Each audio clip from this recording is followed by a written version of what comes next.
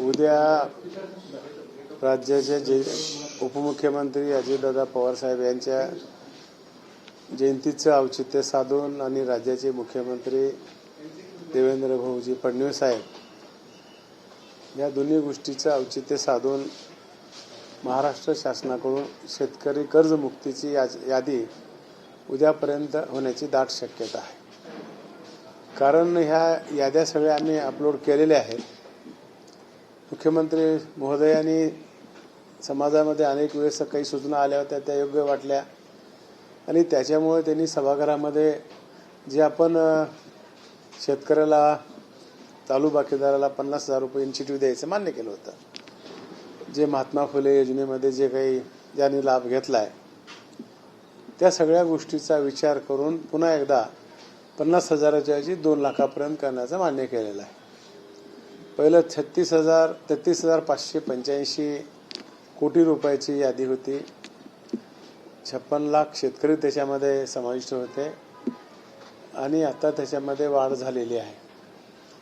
आणि उद्या आमच्याकडे याद्या लोड झालेल्या आहेत, पण इन्कम टॅक्स जे काही लोक भरणार आहेत ते आमच्याकडे यादी नाही, ते केंद्र सरकारकडे आहे। त्याच्यासाठी आम्ही प्रयत्न करत आहोत। कालपासून आमचे अधिकारी त्याच्या पाठीमागे लागले आहेत आणि उद्या कोणत्याही परिस्थितीमध्ये करण्याचा आमचा मानस आहे।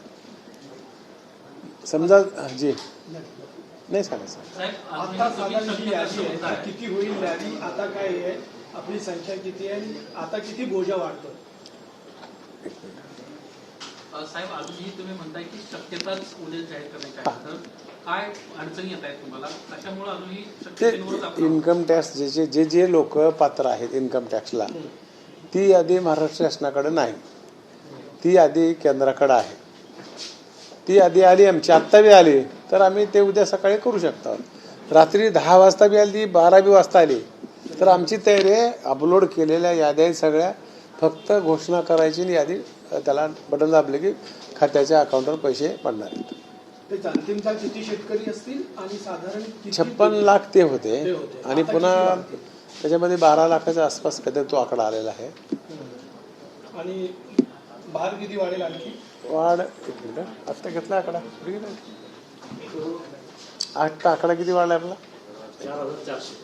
4,400। पहिले 33,585 होता, आता 4,440 अशा प्रकारच्या याच्यामध्ये वाढ झालेली आहे। आणि आतापर्यंत एवढी कर्जमाफी राज्यामध्ये कधीच झाली नव्हती। विशेष करून मी राज्याचे मुख्यमंत्री देवाभाऊचं खात्याचा मंत्री म्हणून, उपमुख्यमंत्री एकनाथ शिंदे साहेबांचं, तत्कालीन उपमुख्यमंत्री दादासाहेब आज जरी नसले अजितदादा, तर आज वहिनी त्याचं काम बघतात। मी वहिनीचं या ठिकाणी शेतकऱ्याच्या वतीनं आणि माझ्या वतीनं विशेष आभार मानतो की अशा प्रकारचे शेतकऱ्याचा जो प्रश्न होता महत्त्वाचा तो या ठिकाणी निकाली काढला। राज्यातल्या पतसंस्थांच्या संदर्भात परिस्थिती गंभीर आहे। अनेक ठिकाणी जे आपले ठेवीदार आहेत त्यांच्या ठेवी जे बुडण्याची शक्यता निर्माण झाली आहे, त्यांना संरक्षण आपण कसं देणार आहोत?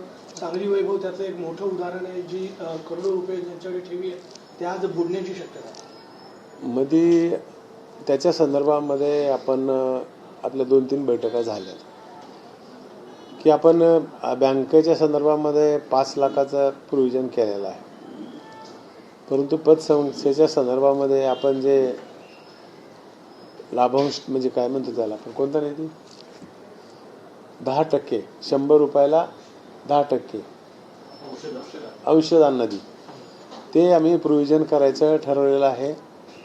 आणि मग ज्याची कॅपॅसिटी आहे त्याप्रमाणे ब क त्याप्रमाणे त्यांच्याकडून निधी आपण गोळा करून निधी जमा करून अशा दुर्घटना घडू नयेत आणि घडली तर मग त्याला थोडं कव्हर राहावं, अशा प्रकारचा आमच्या राज्याचा सहकार विभागाचा प्रयत्न राहणार।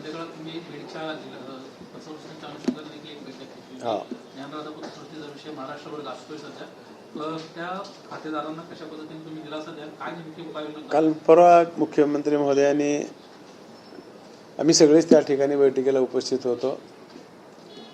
त्यांच्या ज्या काही प्रॉपर्टी आहेत त्या प्रॉपर्टी अटॅच करणं, सेल करणं, संबंधित खात्याच्या अधिकाऱ्याला सांगून महसूलच्या अधिकाऱ्याचाही संबंध येतोय आणि गती देऊन त्यांना जेवढा काही प्रॉपर्ट्या सेल करता येतील तेवढ्या सेल करून त्या ठिकाणी आपल्या ठेवीदाराला मदत करायचा सरकार प्रयत्न करत आहे. पण सहकारामध्ये हे अनेक वर्षांपासून आजच्या पद्धतीचं जे सुरू आहे की जे कर्ज दिल्यावर आता वारेमाप करते तारण घेतलं जात नाही, अनेकदा अशा यावर अंकुश हे करण्यासाठी काय वेगळी हे नाही का की पतसंस्थांना आपण असंच हे करू द्यायचं आहे? नेमकं काय? 2 प्रकारच्या पतसंस्था आहेत. एक मल्टी स्टेट आहेत. मल्टी स्टेटचा विषय कसा आता हे जे झालेत ना जास्त जे बरेच ठिकाणी गोंधळ झालेला आहे तर तो मल्टी स्टेटमध्ये झाला आहे. त्याचा कंट्रोल आमच्याकडं नाही आहे म्हणून आम्ही सरकार म्हणून हातोरी करत नाही. आम्ही तशी विनंती केंद्र सरकारला केली आणि त्याच्या संदर्भात आम्हाला तशी चौकशी करायचे आदेश प्राप्त झालेले आहेत. आता आमचे या सहकारी विभागाचे अधिकारी त्याची देखील माहिती घेत आहेत आणि मला या निमित्तानं राज्यातल्या ठेवीदाराला विनंती करायची आहे की आपण एखादी 2% टक्क्यासाठी व्याजासाठी कुठेही आपण त्या बुरळ पडू नये, कारण आयुष्याची पुंजी आपली असते. म्हणून संचालक मंडळ कसं आहे, त्याचं बॅकग्राऊंड काय, त्यांनी आतापर्यंत काम केलेले कसे केले आहेत, ह्या सगळ्या गोष्टी बघून आपण ठेवी ठेवावं. अजित पवारांची उद्या पहिली जयंती होते, त्या खात्याच्या वतीने काही आपण निर्णय करतोय का आणि कशा पद्धतीने लातूर जिल्ह्यामध्ये तुम्ही कार्यक्रमाचं आयोजन केलं? सगळ्या महाराष्ट्रामध्येच कार्यक्रम घेतलेले आहेत. आरोग्य विभागाकडून मुश्रीफ साहेबांनी प्रत्येक ठिकाणी रक्तदान शिबिर, तपासण्या, डोळ्याचे कॅम्प, आरोग्याच्या वतीनं खूप मोठे कार्यक्रम प्रत्येक जिल्ह्यामध्ये घेण्याचं ठरवलेलं आहे. मग काही विद्यार्थ्याला गणवेश वाटप करायचं चालू आहे. आता माझ्याच मतदारसंघामध्ये आम्ही 2,000-2,500 नागरिकाला तिथं बोलायची व्यवस्था केली ती, पण राज्याचं महत्त्वाचं आहे म्हणून ते नंतर मी घेणार आहे. आणि त्यानिमित्तानं मग ज्या शासनाच्या योजना आहेत 7/12च्या संदर्भात पूर्ण कॉम्प्युटराईज 7/12 करणं, कबाले देण्याच्या संदर्भात अनेक योजना महसूल विभागाकडून आहेत, त्याच्या प्रातिनिधिक प्रमाणाचं वाटप करण्याचा आम्ही त्या ठिकाणी प्रयत्न करतो.